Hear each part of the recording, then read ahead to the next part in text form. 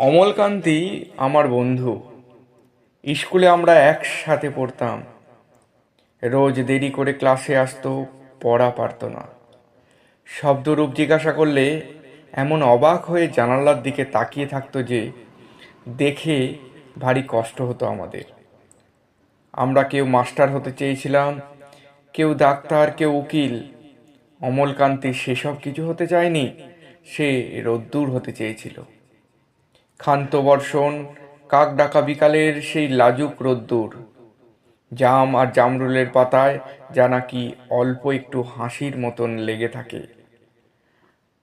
আমরা কেউ মাস্টার হয়েছি, কেউ ডাক্তার, কেউ উকিল।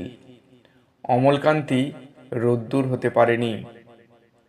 সে এখন অন্ধকার একটা ছাপাখানায় কাজ করে। মাঝে মধ্যে আমার সঙ্গে দেখা করতে আসে, চা খায়, এটা ওটা গল্প করে, তারপর বলে, উঠি তাহলে। আমি ওকে দরজা পর্যন্ত এগিয়ে দিয়ে আসি।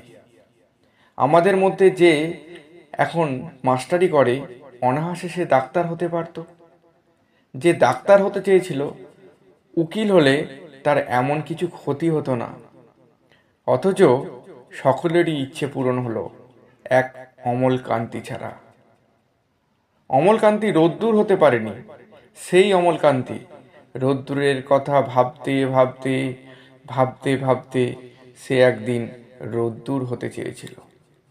বিখ্যাত কবি নীরেন্দ্রনাথ চক্রবর্তীর উল্লেখযোগ্য কবিতা অমলকান্তি। অমলকান্তি চরিত্রটি আমরা অহরহ গ্রামে গঞ্জে শহরতলিতে আমরা লক্ষ্য করি।